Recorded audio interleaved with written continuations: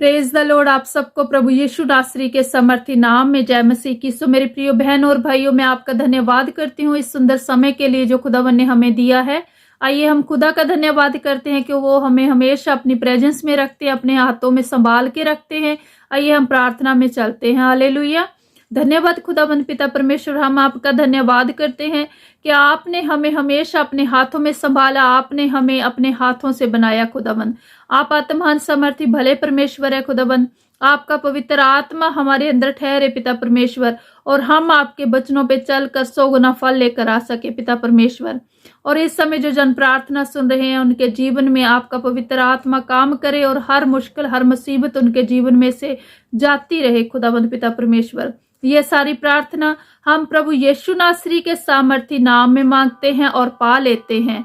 आमीन आमीन आमीन। हालेलुया। सो मेरे प्रिय बहनों और भाइयों, आज का जो वचन है वो ये है कि क्या स्वर्गदूत होते हैं और स्वर्गदूत हमारे जीवन में काम करते हैं, और करते हैं तो कैसे करते हैं। हालेलुया। सो मेरे प्रिय बहनों और भाइयों, बाइबल दर्शाती है कि स्वर्गदूत होते हैं, और बाइबल में बहुत सारे ऐसे वचन दर्ज है जिसमें बताया गया है कि स्वर्गदूत होते हैं। लेकिन वो कैसे होते हैं और कैसे हमारे जीवन में काम करते हैं। जैसे कि आपने बाइबल पढ़ी होगी तो उसमें देखा होगा कि जब माता मरियम को संदेश मिला कि प्रभु यीशु मसीह उनकी कोख से जन्म लेने वाले हैं, तो वो संदेश भी एक स्वर्गदूत ने ही उन्हें दिया था।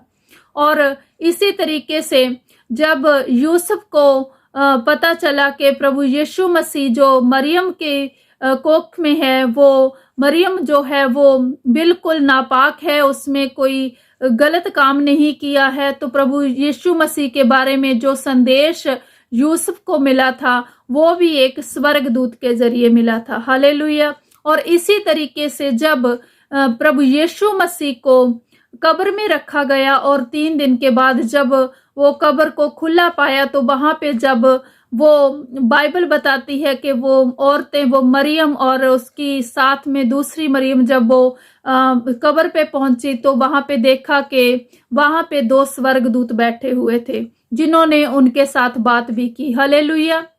सो मेरे प्रिय बहनों और भाइयों, इसमें कोई संदेह नहीं है, स्वर्गदूत होते हैं और वो हमारे जीवन में काम करते हैं।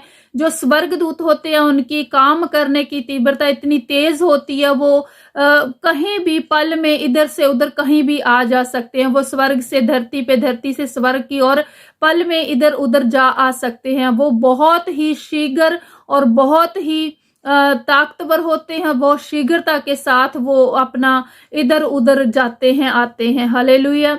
सो मेरे प्रिय, स्वर्गदूत पृथ्वी पे होते हैं और वो हमारे जीवन में काम करते हैं। बाइबल बताती है कि हम जितने भी लोग पृथ्वी पर है, हमारे सबके एक एक स्वर्गदूत जो है वो स्वर्ग में विराजमान है, जो खुदा के सामने होता है।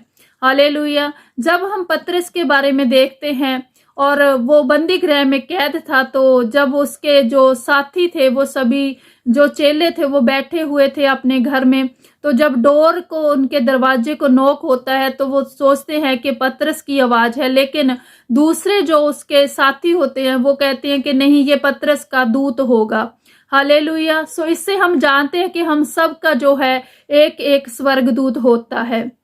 लेकिन मेरे प्रियो, जो स्वर्गदूत होते हैं वो बहुत ही शक्तिशाली होते हैं, जैसे कि मैंने पहले बताया, और वो हमारे जीवन में काम करते हैं। वो परमेश्वर का संदेश लेकर आते हैं, वो हमें सही रास्ते पे लेके जाते हैं। जब हम परमेश्वर के साथ अपना टाइम स्पेंड करते हैं, हम परमेश्वर को पहला स्थान देते हैं, हम प्रार्थना में जाते हैं और प्रार्थना करते हुए हम खुदावंद का धन्यवाद करते हैं, तो परमेश्वर स्वर्गदूतों को हमारे लिए रिलीज करते हैं, ताकि जो हमारे चारों ओर अपना पहरा बना के रखें, और जो शैतान है उसकी कोई भी जो योजना है वो हमारे जीवन में पूरी ना हो। इसके लिए वचन कहता है, और मैं वो वचन आपके साथ जरूर शेयर करूंगी। आप बाइबल खोले, उसमें भजन संहिता वचन जो है वो 11 और अध्याय नंबर है जो वो 91 है, और वचन नंबर 11 आप देखें। क्योंकि वह अपने दूतों को तेरे निमित्त आज्ञा देगा कि जहां कहीं तू जाए वे तेरी रक्षा करें। हालेलुया। सो वैसे ही जैसे हम ये वचन देखते हैं कि वो स्वर्गदूत जो होते हैं वो हमारी रक्षा करते हैं।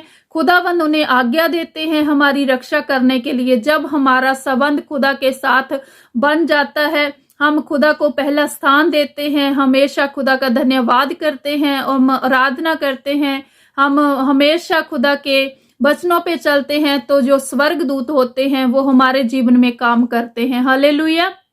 सो मेरे प्रियो बहनों और भाइयों, आप दूसरा वचन देखिए, भजन संहिता अध्याय नंबर 34 और वचन नंबर 7 है। वचन कहता है, यहोवा के डरवैयों के चारों ओर उसका दूत छावनी किए हुए उनको बचाता है। हालेलुया।